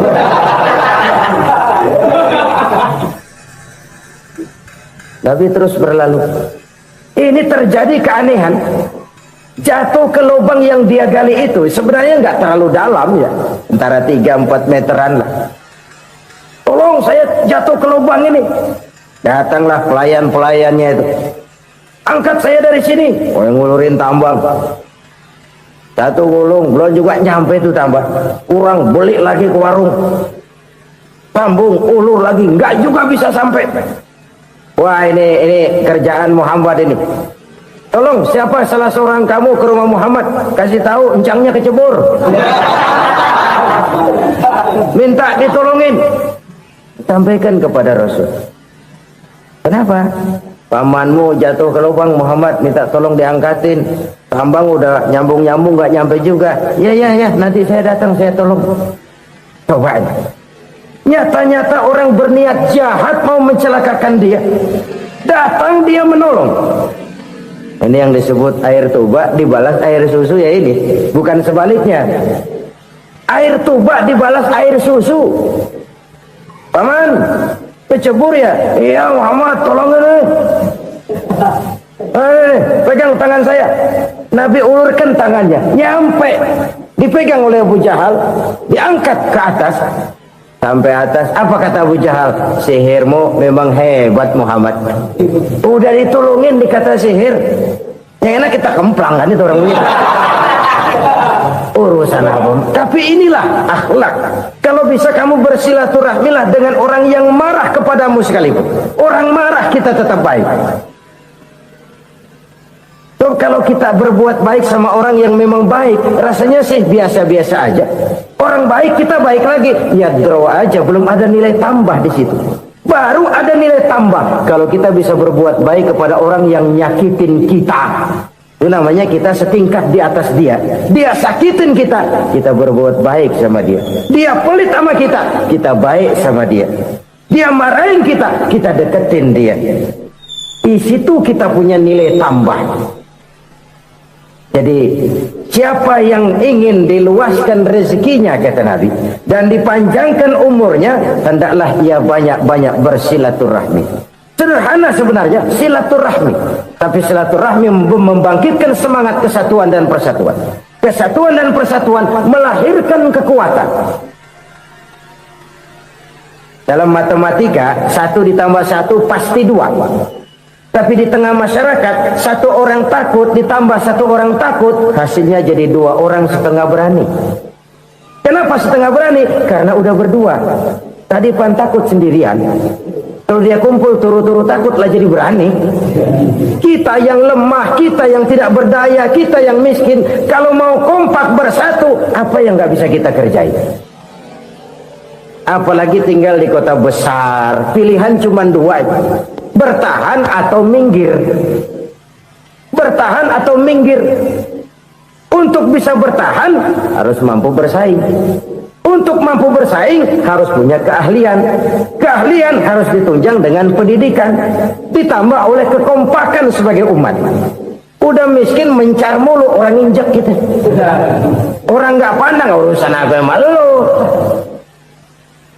Oleh karena itu silaturahmi pada hakikatnya merupakan ruh dari ukhuwah yang diajarkan oleh agama kita. Bagaimana Islam menyelamatkan masyarakat manusia dari ras diskriminasi, mengikat manusia, dan tidak ada persaudaraan yang lebih indah selain persaudaraan yang diikat dengan nilai-nilai akidah. Sepanjang orang di jalan Allah, itulah saudara kita. Keluar dia dari jalan Allah, selesailah persaudaraan sampai di situ. Karena itu, kalau ingin menyimpan sesuatu di surga, banyaklah bersilaturahmi. Datang ke rumah ini, datang ke rumah itu, dan lain sebagainya. Itu simpanan kita di akhirat nanti. Ini yang ketiga. Saudara-saudara, yang keempat, perbendaharaan surga itu apa? Wa qawlu la hawla wa la quwwata illa billah. Ucapan la hawla wa la quwwata illa billah. Ibadah kan ada yang berat, modalnya besar. Bangun masjid berat, modalnya besar. Bangun rumah sakit berat, modalnya besar. Ada ibadah yang berat tapi modalnya ringan. Misalnya puasa. Puasa itu berat, mengendalikan nafsu. Kalau sekedar nggak makan nggak minum sih enteng, mengendalikan nafsu.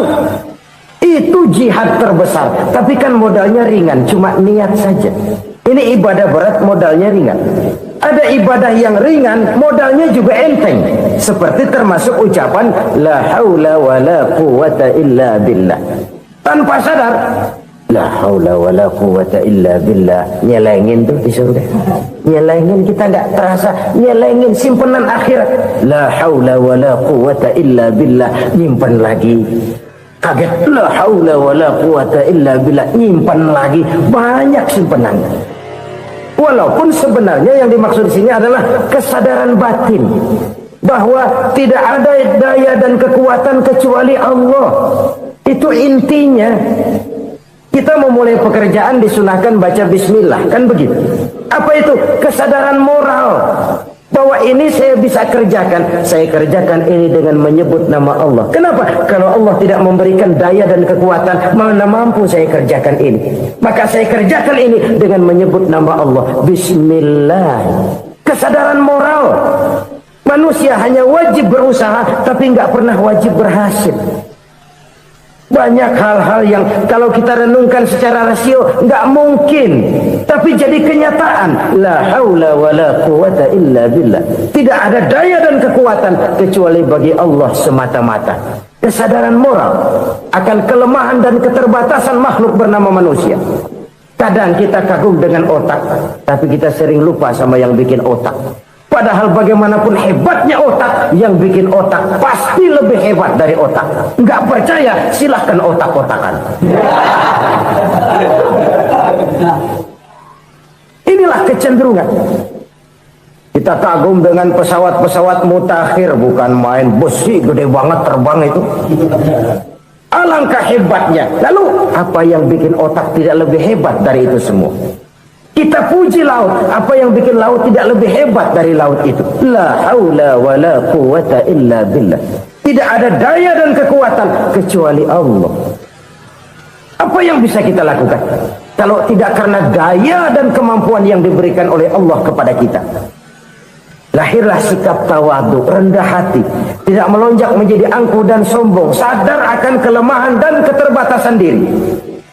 Sebagai makhluk yang diciptakan oleh Allah Subhanahu wa taala. Jadi satu sisi ini ucapan yang berpahala, la haula, jadi wiridan. Pada sisi lain ini kesadaran moral, sikap mental, kesadaran batin bahwa yang punya daya dan kekuatan itu cuma Allah. Kita nggak pantas untuk sombong. Sebab sombong itu pakaiannya Allah. Kita nggak sedang pakai pakaian Allah, kegedean. Dan makin kita renungi, makin terbentur. Apa sih yang bisa kita sombongin? Kita mau sombong apa? Kaya? Pintar? Itu kan semua relatif. Di atas langit masih ada langit lagi. Jadi oleh karenanya, marilah kita menyadari. Manusia hanya wajib berusaha, tapi tidak pernah wajib berhasil. Yang berusaha saja tidak wajib berhasil, apalagi yang tidak berusaha. Islam bukan agama orang pemalas yang selesai sholat lalu endelohom, nggelenggem ayem-ayem. Tapi Islam bukan agama orang sombong yang setelah berusaha lalu tidak memerlukan Allah. Kita bisa saja bikin proyeksi, tahun sekian kita bakal panen besar menurut perhitungan otak. Tapi ada kejadian lain. Apa? Tikus ngambek. Habis itu dimakanin tikus, panen gagal. Proyeksi rasional gagal oleh tikus-tikus yang ngambek itu. Bisa saja terjadi. Tahun depan kita panen besar, urung. Kenapa? Musim panas panjang. Dan sekarang ini koran-koran bikin berita musim mengalami penyelewengan. Bukan cuma manusia yang nyeleweng sekarang. Musim pakai nyeleweng. Mestinya kan musim hujan udah selesai, masih hujan-hujan juga. Musim. Nah sekarang kita boleh bikin proyeksi, kita bakal panen besar. Tahu-tahu musim panas panjang, sawah retak, air kering. Cari teknokrat yang paling botak, suruh pendekin tuh musim panas. La haula wa la quwata illa billah. Inilah kesadaran moral. Saudara, saya teringat satu saat ada seorang konglomerat. Umurnya ya kira-kira 70-an. Satu saat dia ditanya oleh wartawan, "Pak, umur Bapak berapa sih?" "Ya paling 10 tahun." 10 tahun? 10 tahun? Anak Bapak berapa orang? Satu saja? Satu. Harta Bapak berapa? Ya paling-paling bangsa 7 juta kali. 7 juta? Iya. Pak, kenapa Bapak bohongi saya? Bapak punya buku biografi, koran-koran, majalah-majalah banyak memuat cerita riwayat hidup Bapak. Saya tahu umur Bapak 70. Kenapa bilang cuma 7 tahun? Saya tahu anak Bapak 8. Kenapa cuma bilang 1? Saya tahu harta Bapak miliaran, mungkin triliunan, pabrik di mana-mana, bank di mana-mana. Kenapa bilang uang Bapak cuma 7 juta? Nah, kata si konglomerat tadi, "Kamu benar, nak, kamu benar. Umur saya kalau jumlahnya memang 70, nak. Cuman ingat-ingat saya, baru 7 tahun terakhir ini saya sujud. Baru 7 tahun terakhir ini saya berusaha dekat dengan Allah. Saya laksanakan perintahnya, saya jauhi larangannya. 7 tahun inilah rasanya yang ada nilainya di hadapan Allah. Yang 63 tahun matong, kelabu, kelem umur gue. Habis untuk maksiat, untuk munkarat. Maka ketika ditanya tadi, umur saya 7 tahun itu. Oh begitu Pak. Oh iya. Lalu anak Pak, anak Bapak kan 8. Kenapa bilang cuma 1? Nah, kalau jumlah hitungannya memang anak saya 8. Tapi dari 8 orang ini rasanya cuma 1 nih yang bakal jadi buah hati, belahan jantung, pelanjut cerita, penerus sejarah, bakal jadi anak soleh yang akan mendoakan saya.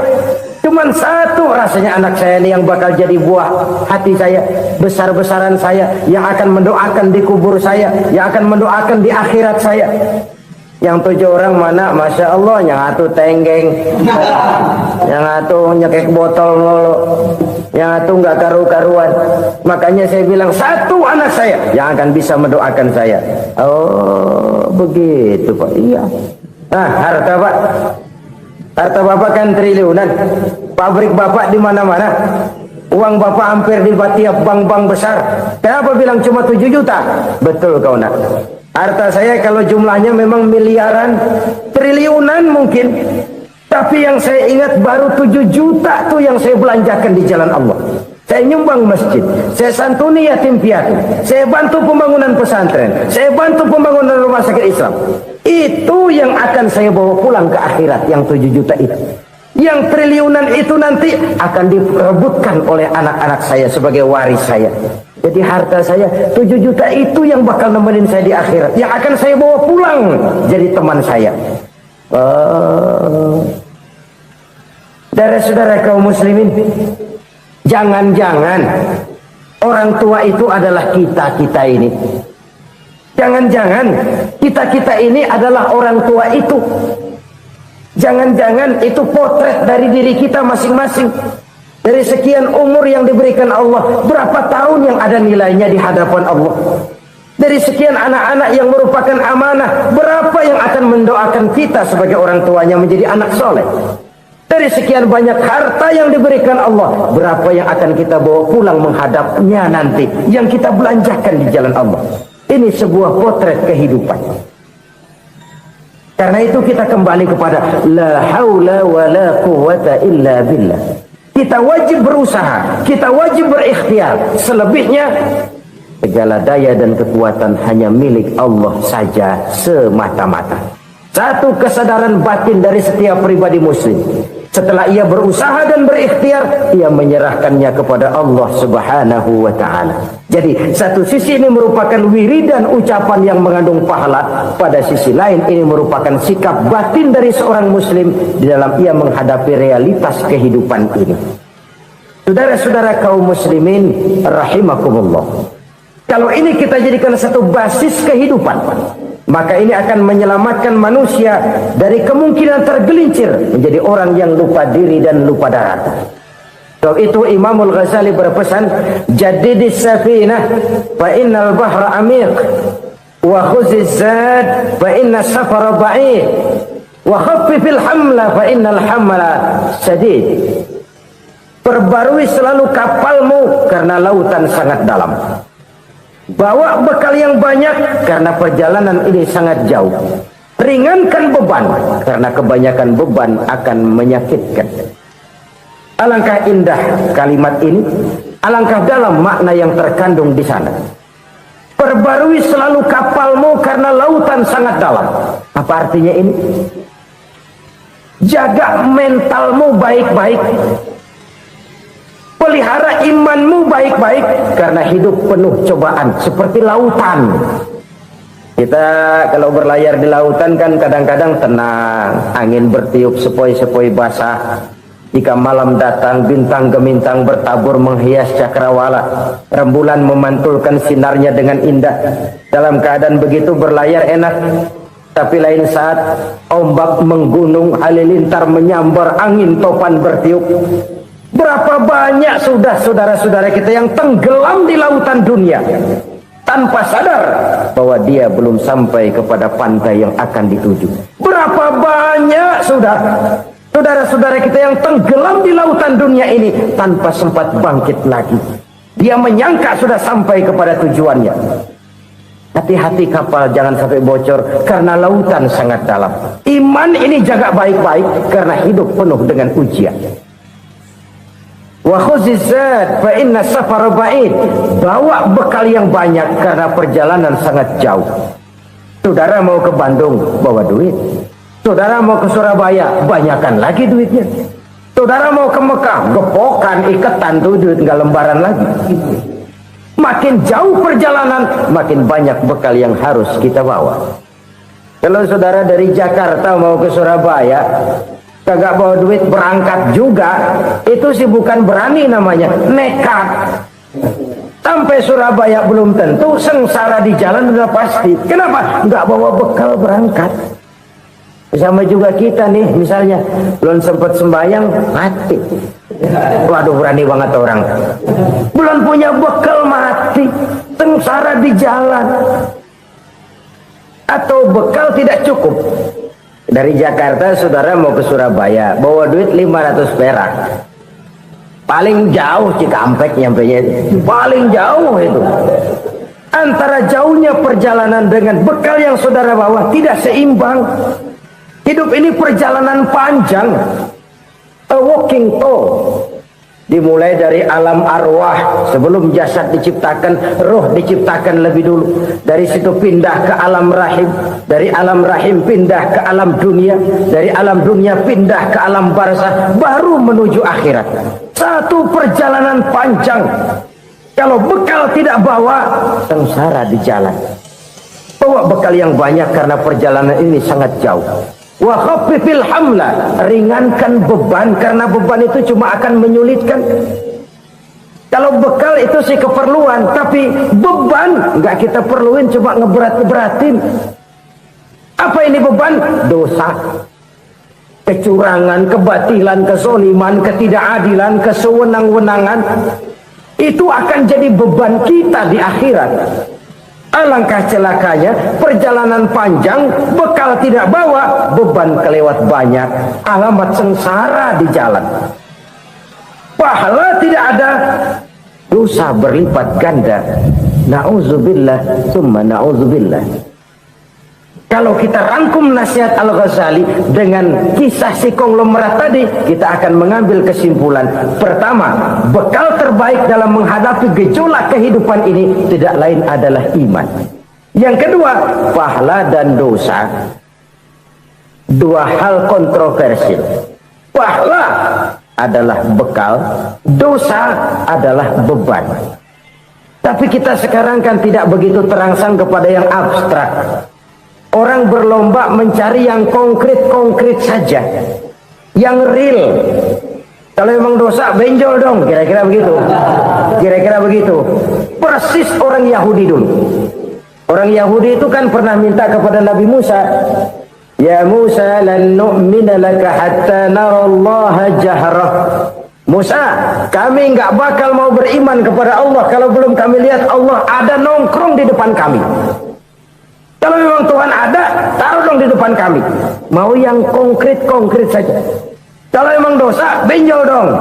Kalau memang pahala, berasa dong. Orang terangsang kepada yang real, yang konkret-konkret saja. Karena itu, untuk mengejar dosa orang mau bayar. Tapi untuk mengejar pahala, walaupun tidak bayar, orang segan. Ini yang dikatakan oleh Nabi, kamu mengharapkan ke surga, tapi kamu berat melaksanakan sesuatu yang bisa membawa kamu ke surga. Kamu ingin jauh dari neraka, tapi tiap saat kamu lakukan perbuatan-perbuatan yang justru menjerumuskan kamu ke neraka. Idda'aitum an-najata minan nar wa ramaitum fiha anfusakum. Kamu ingin selamat dari neraka, tapi kamu lemparkan diri kamu ke neraka. Kamu ingin masuk surga, tapi berat sekali kamu melakukan perbuatan-perbuatan yang bisa menyampaikan kamu di surga. Saudara-saudara kaum muslimin rahimakumullah. Jadi hal keempat yang merupakan perbendaharaan surga adalah la haula wa la quwwata illa billah. Satu sisi ini merupakan ucapan yang memperberat timbangan akhirat. Pada sisi lain ini merupakan sikap hidup seorang muslim. Kesadaran batin yang sangat dalam bahwa tidak ada daya dan kekuatan kecuali Allah. Dan itu kita simbolkan pada saat memulai pekerjaan dengan Bismillah, dengan menyebut nama Allah. Satu kesadaran moral, saya hanya bisa melakukan ini karena diberikan daya dan kekuatan oleh Allah. Lahirlah sikap tawadu, rendah hati, tidak melonjak menjadi angkuh dan sombong. Saudara-saudara, sampai sini dulu jumpa kita kali ini. Semoga 4 perbendaharaan surga ini dapat kita lakukan, yang kelak akan merupakan bekal kita di kemudian hari nanti. Amin ya rabbal alamin. La ilaha illallah, bahwa tidak ada Tuhan yang perlu disembah selain daripada Allah subhanahu wa ta'ala. Ini hakikatnya merupakan inti daripada ajaran rasul-rasul terdahulu. Kenapa? Seluruh rasul bersumber dari satu sumber yang sama, yaitu dari Allah subhanahu wa ta'ala. Maka prinsip ajaran ketuhanan yang mereka bawa tentu saja sama. Nabi Adam mengajarkan la ilaha illallah, Nabi Nuh mengajarkan la ilaha illallah, cuma tentu sambungannya Nuh Rasulullah. Nabi Ibrahim mengajarkan la ilaha illallah, Ibrahim Rasulullah. Nabi Musa mengajarkan la ilaha illallah, Musa Rasulullah. Bahkan Nabi Isa mengajarkan la ilaha illallah, Isa Rasulullah. Dan Nabi Muhammad mengajarkan la ilaha illallah, Muhammadur Rasulullah. Akhlak manusia kepada Allah dengan menanamkan tauhid.